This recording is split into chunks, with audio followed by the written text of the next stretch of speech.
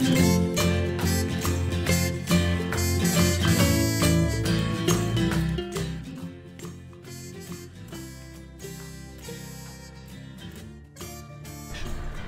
मेरा नाम आलाप त्यागी है और आज मैं आप लोगों के साथ में यहाँ पर एक कैजुअल सा बड़ा ही नॉर्मल सा इंटरव्यू लेने आया हूँ। मेरे साथ अशोक त्यागी जी हैं जो कि एक डायरेक्टर हैं। Sir hello. Hello hello hello viewers. तो मैं आज सर आपसे ये क्वेश्चन पूछना चाहता हूँ जो बहुत ही कॉमन क्वेश्चन है, जो हर आदमी से पूछा जाता है जो भी प्रोफेशन में वो होते हैं, कि आप जैसे आप डायरेक्टर हो तो मैं आपसे ये पूछना चाहूँगा कि आप डायरेक्शन में कैसे आए? हाँ, बहुत अच्छा क्वेश्चन है। डायरेक्शन में देखिए,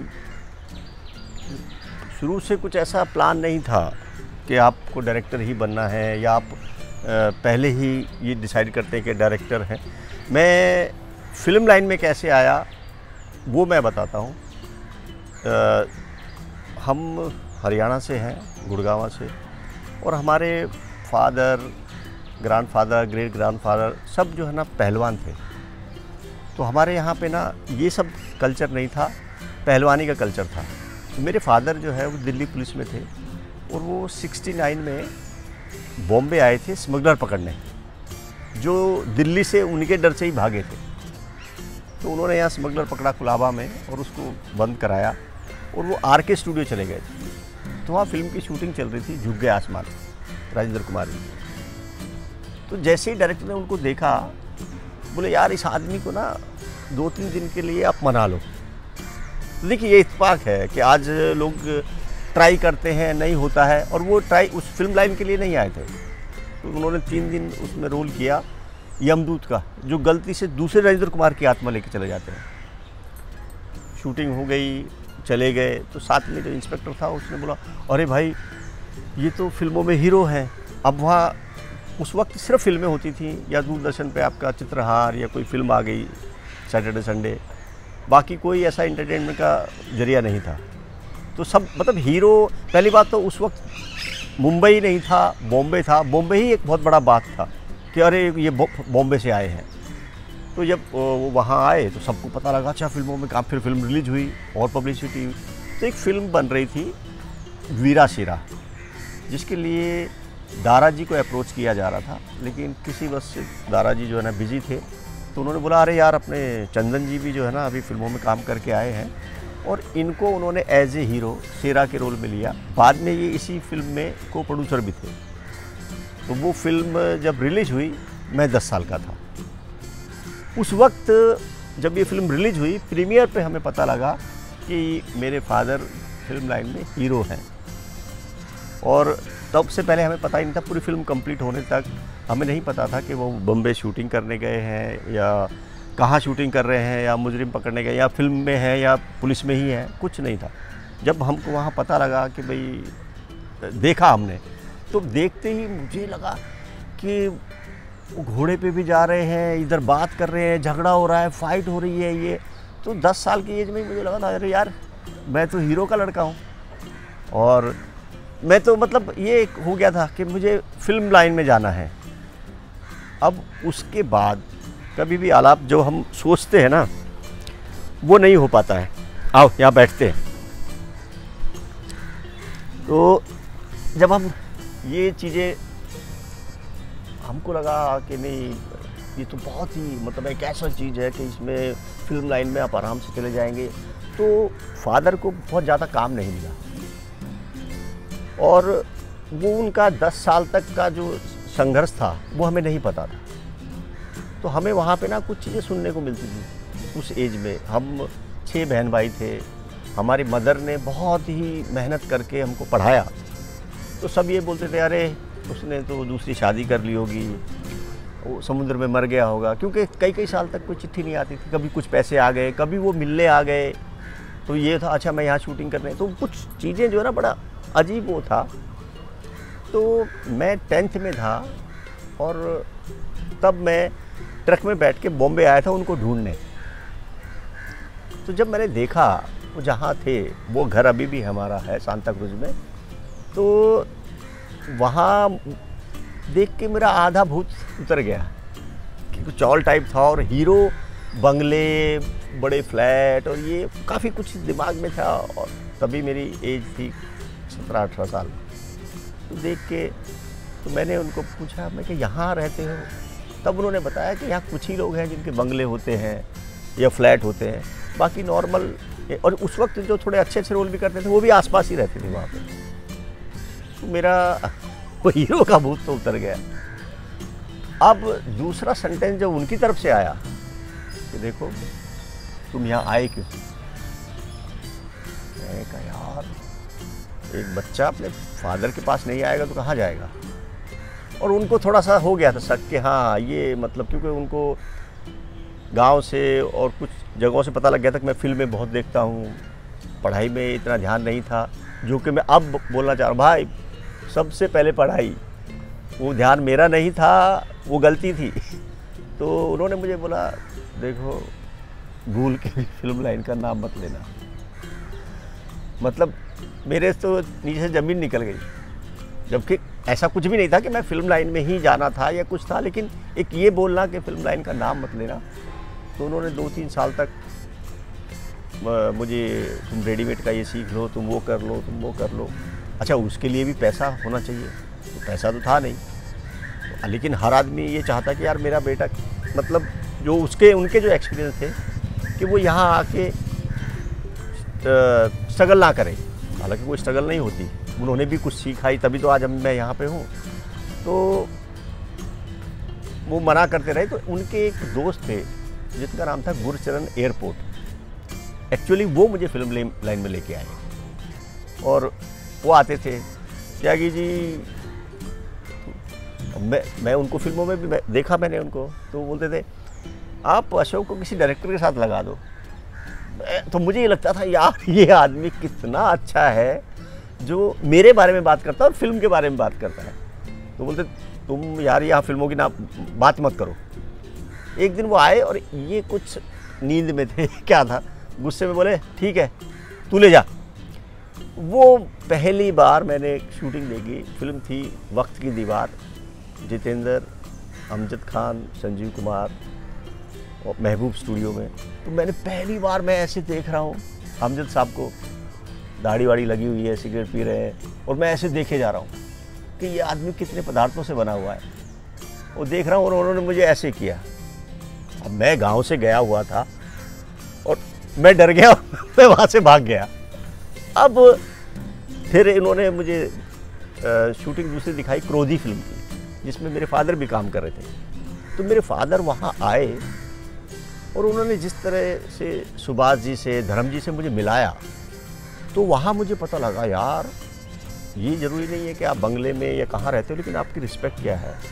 धर्म जी से बोले धर्म मेरा बेटा, सुभाष। तो वो बात हुई, लेकिन उसके बाद भी कुछ ऐसा वो नहीं। फिर वो गुरबचन जी एक फिल्म कर रहे थे राम की गंगा, उसमें उन्होंने मुझे असिस्टेंट लगाया। मैं 6 महीने तक डायरेक्टर का बैग पकड़ के पीछे खड़ा रहता था। जैसे कि सर अभी आपने बताया कि जो आपका सफ़र था वो फिल्म लाइन में आने का था, और अब इसके आगे आप डायरेक्शन में कैसे आए वो आप बता रहे थे। तो मुझे बस यही जानना था कि आप डायरेक्शन में आने के लिए अब के टाइम में और उस टाइम में क्या क्या स्ट्रगल्स होती है, या जो अभी किसी को अगर आगे डायरेक्शन करना हो तो उसके लिए इस टाइम पे क्या क्या उसको चीज़ें फेस करनी पड़ती है, या उसको क्या क्या करना पड़ता है, और आपने क्या चीज़ें फेस की उस टाइम पे, तो वो आप सर अगर उस पर लाइट डाल दे ज़रा। अच्छा क्वेश्चन है, और ये ज़रूरी इसलिए भी है क्योंकि उस वक्त जो मैं आपको बताऊं कि सिर्फ फिल्में या दूरदर्शन, तो जो काम के जो रिसोर्स थे ना वो बहुत ही कम थे, और लोग तो आते ही थे। आज जैसे देखिए, आज जो ना इतने आपके प्राइवेट चैनल हो गए हैं, दूरदर्शन के इतने चैनल्स हैं, फिर अभी वेब सीरीज़, फिल्में, मतलब आप आज इंटरनेशनल सिनेमा आपके हाथ में है। तो और उतने ही सोर्सेज सीखने के भी बढ़ गए हैं, क्योंकि पहले आपको फिल्म देखने जाना पड़ता था, और फिर वहाँ आप देखते थे, सीखने का इतना वो नहीं था। अब क्या है, आपको गूगल पे, यूट्यूब पे हर जगह चीज़ें हैं, तो आज सीखने के सोर्सेज भी बढ़ गए हैं और काम भी बहुत बढ़ गया। लेकिन उस वक्त मैं अगर गिनूँ तो कुछ जो प्रोडक्शन हाउस थे वो मेरे ख्याल से 15-20 मेन थे, बाकी छोटे मोटे तो होते ही हैं, लेकिन जो जिनको लोग पहचानते थे वो 15-20 थे और वही कुछ फिल्में बनती थी। अच्छा, आज क्या है, उस वक्त के सीखे हुए हैं वो एक गुरु शिष्य वाली परंपरा थी कि आप डायरेक्टर से मिलेंगे, लेकिन बहुत देर तक जब तक कोई ऐसी चीज़ ना हो या वो ना पूछे आपसे तो आप बोल नहीं सकते थे। आज तो क्या है, आप 3 महीने या 2 महीने भी किसी के साथ में रहते हो और अचानक सामने वाला बोलता है नहीं नहीं सर इसको ऐसा कर लेते हैं। उस वक्त क्या था कि पहले वो देखते थे कि क्योंकि डायरेक्टर का जो काम है ना वो वाला बहुत बड़ा है और उसमें उसके ऊपर पैसे भी बहुत ज़्यादा इन्वेस्ट होते हैं, तो उतना टाइम लगना। और डायरेक्शन सिर्फ आप किसी इंस्टीट्यूट से या किसी प्रैक्टिकल देख के सीखने के साथ साथ ना आपका जो ज़िंदगी का जो एक्सपीरियंस होता है उससे बहुत ज़्यादा फ़र्क पड़ता है, क्योंकि आपने जिस टाइप की चीज़ें देखी हैं वो कहीं ना कहीं उस टाइप के कैरेक्टर या वो चीज़ें आप अपने एक्टर से करवाना चाहते हैं तो बड़ा आसानी से आपको जो पता लग जाता है कि हाँ ये यार ये चीज़ मैंने ऐसे ऐसे कहीं पे देखी है, ऑब्जर्व की है, तो मैं उस तरीके से वो कराऊँ। आज क्या है, बहुत फास्ट है चीज़ें, तो उतना और शायद उतना ठहराव भी नहीं है, क्योंकि रिसोर्सेज भी बड़े हैं तो चीज़ें भी वो हो गई। तो तब क्या हुआ, तब एक डायरेक्टर के साथ में आप लगते थे तो 2 साल लग जाते थे फिल्म में, तो आपको बारीकी छोटी छोटी चीज़ें, फिर उस वक्त सारी चीज़ें जो डिपेंड होती थी वो कैमरामैन के ऊपर होती थी, क्योंकि आपको बिगनिंग का फ्रेम हम देखते थे कि डायरेक्टर बिगनिंग का फ्रेम देखते थे, कैमरामैन बोलता था सर ये देखिए, फिर जहाँ कट होता था बोलता होल्ड, फिर डायरेक्टर फ्रेम देखता था और फिर वहाँ से कैमरे को हटाते थे। अब क्या है, आपके पास मॉनिटर होता है तो आपको सारी चीज़ें ये पता लग जाती हैं। अब वहाँ कंपटीशन भी था और फिर लोग जो है ना सीखने का प्रोसीजर भी लंबा था और बहुत कम फिल्में बनती थी, इस वजह से। पर सीखने के लिए ना आपको काफ़ी अंदर तक जाना पड़ता था। एडिटिंग में भी आप साथ जाते थे, सीटिंग में, फिर म्यूजिक सीटिंग में, तो धीरे धीरे सारी चीज़ों का आपको पता लगता था। और स्ट्रगल तो नहीं कहूँगा मैं, वो एक्सपीरियंस होता है जब आदमी सीखता है और आपको लगता है कि अरे यार मुझे पैदल जाना पड़ रहा है या मुझे बाहर खड़ा होना पड़ रहा है, तो यही तो वो चीज़ें हैं जो आपको सीखने के लिए। अब आप वो सब चीज़ें करोगे तो सीखोगे तो आगे डायरेक्टर बनोगे। अगर आपको वो चीज़ें ख़राब लगेंगी तो मुझे लगता है कि आप हट जाओगे। ये नहीं, और जैसे सर अभी आपने बताया कि फिल्मों में बारीकियों पे बहुत ज़्यादा ध्यान दिया जाता था, तो एज अ डायरेक्टर डायरेक्शन में और फिल्म बनाने में या एक्टिंग में जो टेक्निकलिटीज़ होती है वो कितनी ज़रूरी है, और उसमें मतलब इस फील्ड में टेक्निकल चीज़ों का कितना नॉलेज होना ज़रूरी है। जैसे कैमरा हो गया, साउंड हो गया, तो वो कितना इम्पोर्टेंट रोल प्ले करता है एज अ डायरेक्टर। जो एक लीडर होता है वो लीड करता है किसी प्रोजेक्ट को, उसके लिए भी, और एज एन एक्टर भी। करेक्ट है, लेकिन अभी हम थोड़ा चलते चलते बात करें। हाँ, तो तुम ये पूछ रहे थे कि एक डायरेक्टर को बाकी टेक्निक के बारे में कितनी जानकारी होनी चाहिए। देखिए, हर आदमी, चाहे वो साउंड रिकॉर्डिस्ट हो, कैमरामैन हो, राइटर हो, म्यूज़िक डायरेक्टर हो, वो सब अपने अपने फील्ड में सबको नॉलेज है। लेकिन डायरेक्टर को क्योंकि कैप्टन ऑफ द शिप बोलते हैं, तो उनको पूरी नॉलेज तो नहीं, लेकिन हर चीज़ की ये नॉलेज होनी चाहिए कि म्यूजिक डायरेक्टर से मैंने क्या काम निकालना है, एक्टर से कैसे काम निकालना है, राइटर से मुझे अच्छा सीन कैसे निकलवाना है, कैमरामैन से मुझे किस तरीके का मूड चाहिए, तो वो सारी चीज़ नॉलेज की होगी तो वो बताएगा। साउंड रिकॉर्ड के भाई साउंड मुझे कहाँ लो चाहिए, कहाँ हाई चाहिए, किस तरीके की जो चीज़ें हैं ना, तो वो डायरेक्टर को वो सारी चीज़ों की थोड़ी थोड़ी नॉलेज होनी चाहिए ताकि वो उनसे डिस्कस कर सके। अभी मान लो आप कैमरामैन हैं और मुझे कैमरे की नॉलेज नहीं है, तो मैं आपको अपना कंसेप्ट कैसे बताऊंगा कि मुझे ये शॉट चाहिए। तो वो नॉलेज तो हर डायरेक्टर को और इवन एक्टरों को भी, इवन कैमरामैन को भी थोड़ी साउंड की नॉलेज होनी चाहिए, थोड़ा सा उसको जो है ना बैकग्राउंड की, आर्ट डायरेक्शन की नॉलेज होनी चाहिए। तो ये सारी चीज़ें कहीं ना कहीं एक दूसरे से कनेक्ट हैं। तो लेकिन डायरेक्टर को सबसे ज़्यादा होनी चाहिए, क्योंकि अल्टीमेटली जो एंड टाइटल आता है वो डायरेक्टर का आता है। रिस्पॉन्सिबिलिटी अच्छे या बुरे की वो प्रोड्यूसर की नहीं होती, प्रोड्यूसर की रिस्पॉन्सिबिलिटी होती है पैसा लगाने की, लेकिन डायरेक्टर की जो रिस्पॉन्सिबिलिटी होती है वो ये होती है कि भाई प्रोडक्ट कैसा बना और कैसा जो है ना आपने उसको कैसे हैंडल किया। तो ये है कि डायरेक्टर को हर चीज़ की थोड़ी थोड़ी नॉलेज होनी चाहिए। तो अभी सर मेरा एक क्वेश्चन ये है कि अभी जो लोग जिनको डायरेक्शन में इंटरेस्ट है और जो फिल्म लाइन में आना चाहते हैं, तो उनको क्या क्या करना चाहिए इस फील्ड में या डायरेक्शन में आने के लिए? हाँ, आप उसमें ना दो चीज़ें हैं। एक तो अब क्योंकि टेक्निक बढ़ गई है, हर चीज़ बहुत ज़्यादा हमारी डिपेंड हो गई है पढ़ाई पे, क्योंकि हमारी बुक्स और बाकी टेक्निक जो चीज़ें हैं ना, तो सबसे पहले तो उनको अपनी पढ़ाई कंप्लीट करनी चाहिए। जो अब पढ़ाई कंप्लीट का देखिए, पढ़ाई की भी कोई सीमा तो है नहीं, लेकिन मुझे लगता है कम से कम ग्रेजुएशन कंप्लीट करनी चाहिए, क्योंकि आज कुछ ऐसे इंस्टीट्यूट्स हैं जैसे FTI है या NSD है या और कुछ प्राइवेट इंस्टीट्यूट है या बाहर के हैं, वो ग्रेजुएशन से पहले आपको एडमिशन ही नहीं देंगे। तो अगर तो आप वहाँ मतलब अपनी ग्रेजुएशन कर लेते हैं तो बहुत सी चीज़ें आपको, जैसे 12th के बाद आपने डिसाइड कर लिया कि आपको एक्टिंग में जाना है या डायरेक्शन में जाना है या कैमरा में जाना है, मतलब फिल्म लाइन में जाना है, तो आप 12th के बाद ही थोड़ी थोड़ी जानकारी लेना शुरू कर देते हैं। जैसे ही आपकी ग्रेजुएशन कंप्लीट होती है तो आप कोई भी इंस्टीट्यूट को ज्वाइन करते हैं, मतलब अप्रोच करते हैं, FTI हो या NSD हो या और कुछ हो, तो वहाँ से अब वहाँ का जो भी 1 साल का 2 साल का कोर्स होता है, लेकिन उसके बाद वहाँ पे भी आपने देखिए थ्योरिकल पढ़ाई की और प्रैक्टिकल भी किया, लेकिन यहाँ का जो प्रैक्टिकल है, ये माहौल है, पूरी यूनिट एक साथ होती है, जैसे 100-125 लोगों की यूनिट है, तो उसको हैंडल करते हैं। तो यहाँ आके भी इंस्टीट्यूट के बाद भी जो है ना, आप कुछ महीने का हो, साल का हो, वो असिस्टेंट रहते हैं प्रोडक्शन हाउस। अच्छा, प्रोडक्शन हाउस भी उनको बहुत जल्दी ले लेता है।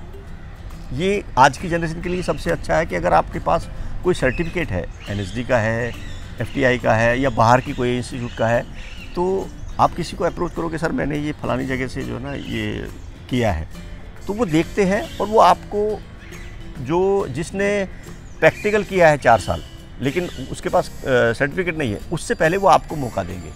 ये हर उसमें है, चाहे वो एक्टिंग हो, चाहे डायरेक्शन हो या कैमरा का हो, साउंड का हो, राइटिंग हो, कोई भी।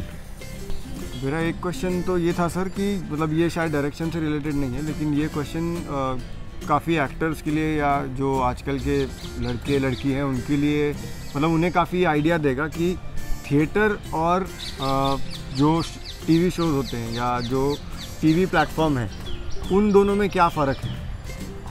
ओके, हाँ, तो ये अच्छा क्वेश्चन पूछा तुमने।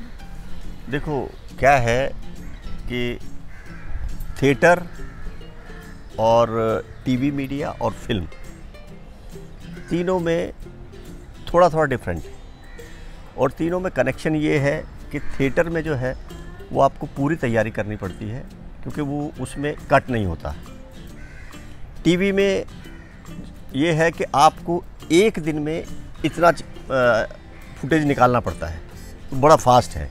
फिल्म ये है कि फिल्म आपकी जो है ना, अगर आप एक साथ बनाओगे तो हो सकता है 60 दिन 70 दिन में बनती है, और उसमें कभी 10 दिन का शेड्यूल हो गया, कभी 15 दिन का शेड्यूल, तो आपको तैयारी करने का और भी मौका मिलता है। थिएटर में आपने पहले से तैयारी की होती है, एक बार आने के बाद फिर कोई मौका नहीं मिलता।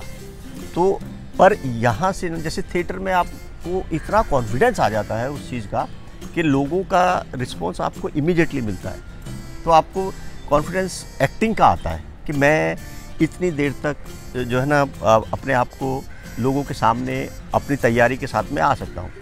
TV में ये है कि अगर आप डायलॉग भूल भी गए तो कट करते हैं।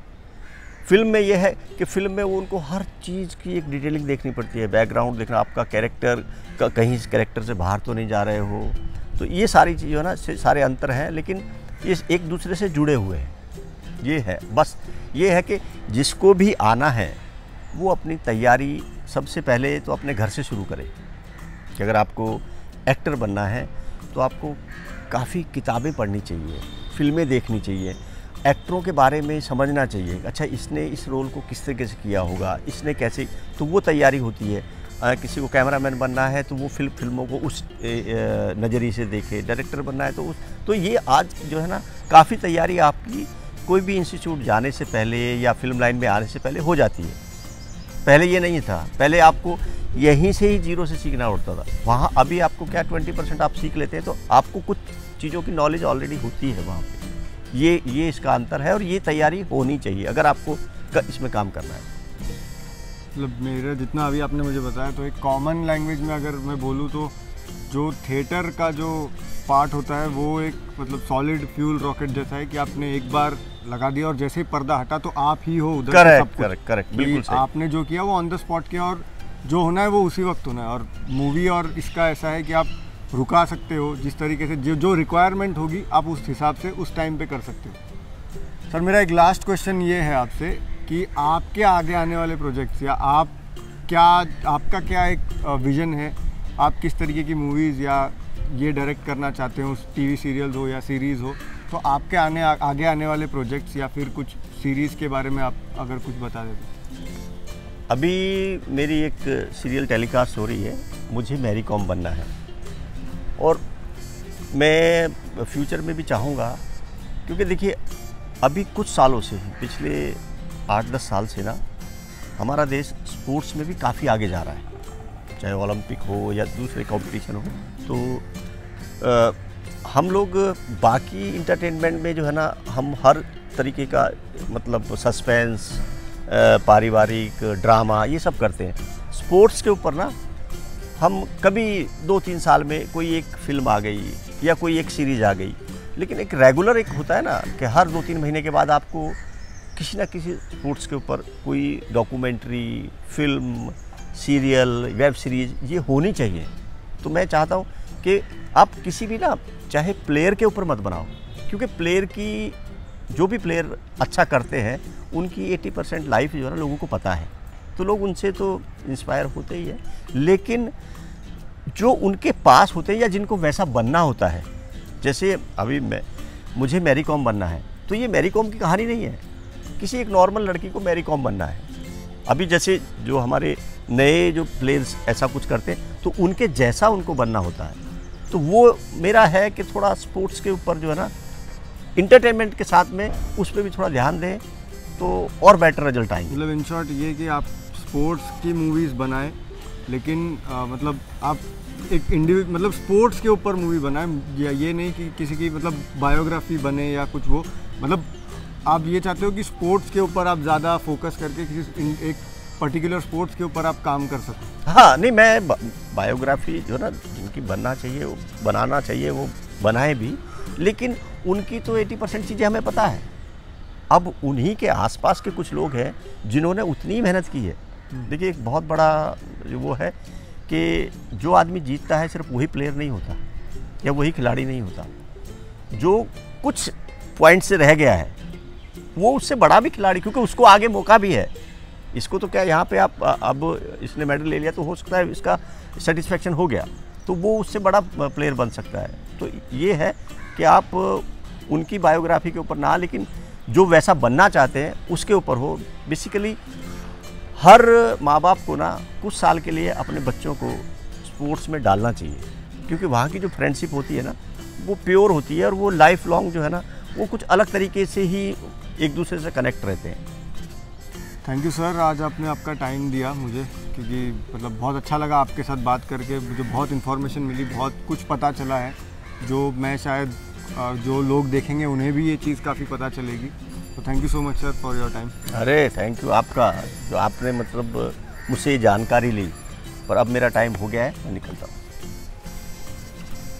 सो गाइज, आज मैंने अशोक त्यागी जी से बात की जो डायरेक्टर हैं, और आज मुझे बात करके बहुत कुछ इन्फॉर्मेशन मिली, बहुत कुछ टेक्निकल चीज़ों के बारे में पता चला, डायरेक्शन में क्या क्या चीज़ें इंपॉर्टेंट होती है वो पता चली, प्लेस और थिएटर के बीच में या तीनों मीडियम्स के बीच में क्या क्या फ़र्क है वो मुझे पता चला, और आप एज एन इंडिविजुअल आपके लिए एज एन एक्टर क्या चीज़ें इंपॉर्टेंट है, आपके लिए स्पोर्ट्स कितना इंपॉर्टेंट है, ये सारे एस्पेक्ट मुझे पता चले जो शायद आपको भी अच्छे लगे होंगे। तो आई होप आप लोगों को भी अच्छा लगा हो, and have a good day, have a good time.